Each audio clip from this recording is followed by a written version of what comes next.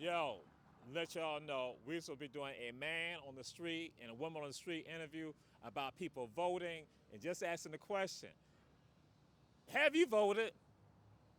Do you think it's important to vote? So that's what we're doing. But it got a little damper because of the rain and other stuff like that. But then, as I told my brother, guess what? There's some other things we got to be talking about too. And so I'm right here on Southeast 36th Street and Waters Avenue. Waters Ave on the Ave. Some people's going to call it the Ave, right here on the Ave. So, where we are right now, we got 520 Express right there, and I gotta let y'all know they're gonna probably kill me. They got some slamming brunch items. They ain't put it out yet, and that's why I don't want Shay to kill me about that. But across the street was the Piggly Wiggly over there. Piggly Wiggly was over there. What else was over there? People from Savannah? Y'all know what's over there too. And so today you got Savannah Impact over there. And so also you had some other things over there. Supermarkets right there. And later on, let y'all know, at one point, Savannah State University, their business school, was going to combine or work with an organization with regard to trying to get a supermarket back over, at least to study for another supermarket over there. And we're still waiting. I had shared this years ago with some people, and someone then said, yeah, I remember that. But see, I know some of y'all try to come at me and say, oh, no, But that was a plot. That was a part of it. That was the plan.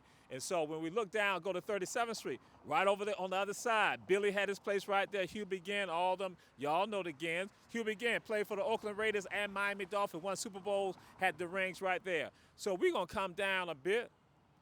I got to make sure I'm straight with regards to, 'cause I don't need no issue with the producer and the director, because he would try to hurt me saying I ain't doing the right thing. So 520, African American business right here. You got 520 Wings on Bull and Victory Drive. You got 520 Express right here. What happened in early 2000?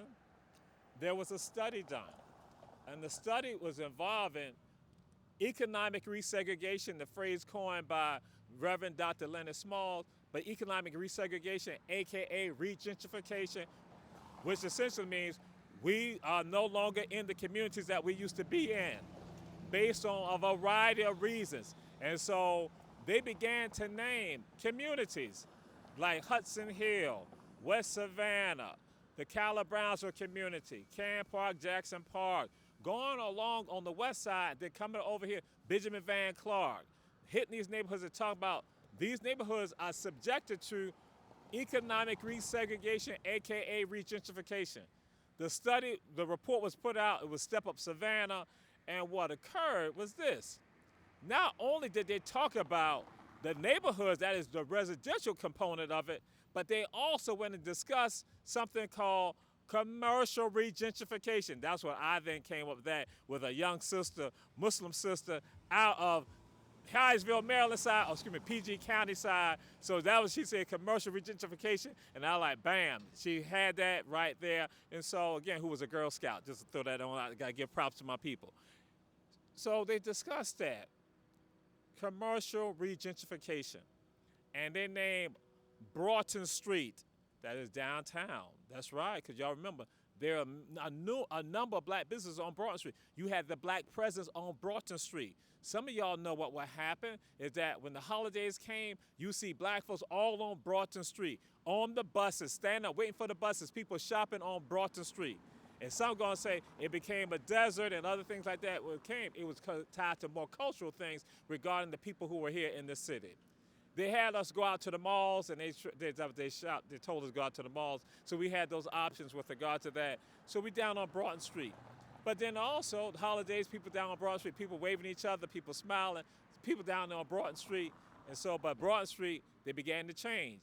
And not to say that I was one of the people upset about some of this right here, but I understood the dynamics when they began to go after the black nightclubs. And so when I say not to be upset, I'm saying I understood the dynamics. So I didn't get upset because I knew what was happening. That when they were not coming at black nightclub owners and nobody saying anything, I wasn't upset because I realized I had told people, when you don't respect yourself, you feel beholden to somebody else, you let people do stuff to your own people. So that's why I was like, I ain't get upset. I'm looking at the reality. That's why when I tell people we need to get out and vote and stand up for us, That's why when it begins to hit you, I don't get upset about it because I'm like saying, I told you. So when they come at the black nightclubs and then you have Caucasian nightclubs across the street that their patrons are unruly and underage drinking, all that going on, but there's no policing of them, but the black nightclubs were getting hit. And so some of y'all know that. So some of y'all try to argue with me about it, but the other people, I need y'all to not talk about this right here. So what happened? Broughton Street. Then they went and said, you're going to see changes to a place called Augusta Avenue, Augusta Ave. That's right, West Savannah. So again, understand, that's the plan. It is out there for Augusta Avenue. Then they also talked about a place called MLK Jr. Boulevard, West Broad Street. And guess what? You see the manifestation of what has happened. That the first black-owned business that you come to on West Broad, yeah, the first black business you come to on MLK, if you leave from River Street, you gotta go down to Gaston. Yeah, those of you from Savannah, from River Street to Gaston Street before you come to Diaspora Marketplace.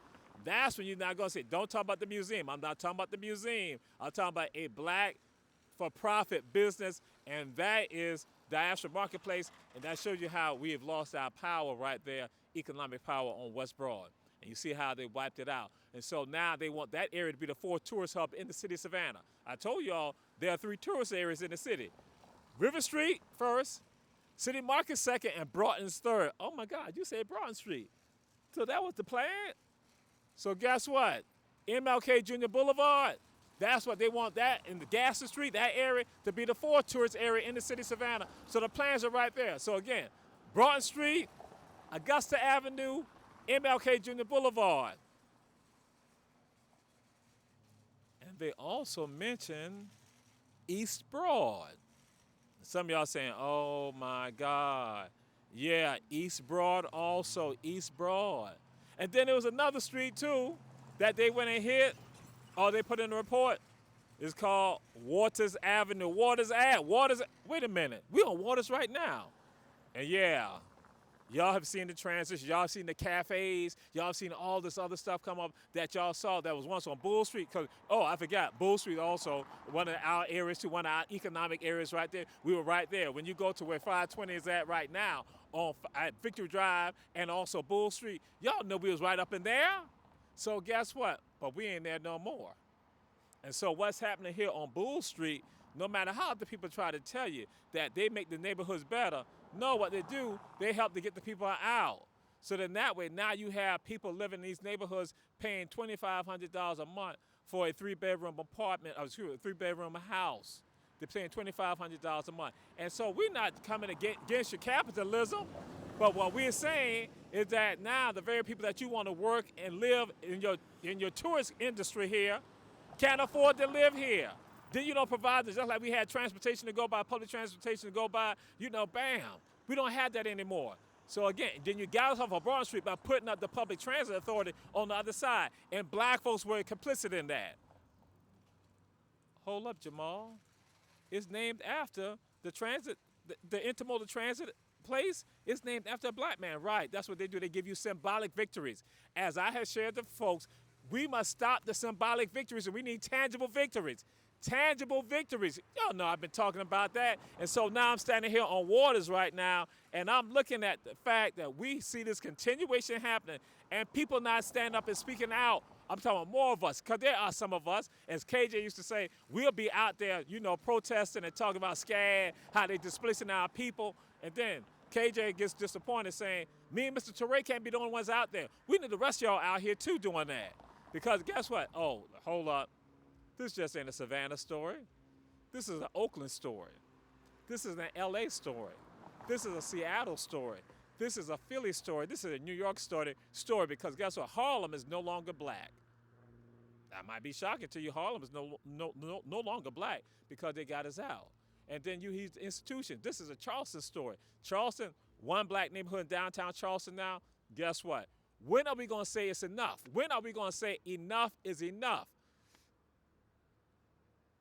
When we're gone. That's why I pause like that. When we're gone. When you're dead. when you're no longer around. And you're going to be talking about what you used to have here. It's not what we used to have, it's what we need to have, and what we are destined to have. But when you don't have leadership and have people, and I'm going to say leadership, I'm not just talking political leaders, I'm talking leaders in any capacity who we elevate and we listen to them. When you listen to these people, you need to make sure that they got your best interests at heart.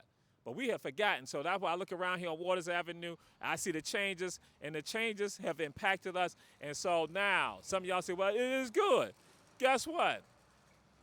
I'm not putting anybody on the spot, but there are African-American business owners who have not had the same quality, the same type of respect given to them, and for them to open up their business like what has been done for Caucasians. And it's unfair. And I'm not even going to get into the alcohol license. I'm not going to get into that and these issues that we have with regard and the disparities of that when you have individuals who are non-African Americans can get licenses like that. But African American restaurants and businesses cannot get it. They have them go through hoops and hurdles. Yo, again, that's leadership. The community should be up in arms about it. But we're not up in arms about it because guess what? We don't love ourselves. So it's time for us to love ourselves and look out for us and do what we got to do for our community. Because see, as I tell folks, when you elevate the least and the left out in your community, then that means everybody in the community will not elevate, everybody will grow. But when you oppress them, guess what? They spend more time trying to oppress us, so none of us are really excelling like we should be accelerating. So it's time for us to be about excelling and making sure that our entire community is growing. Take care of us, guess what? We all will be better. That's the real deal. That's not a lie. That you take care of the least and the left out, all of us are better. That's the good word. If you say you're Christian, bam.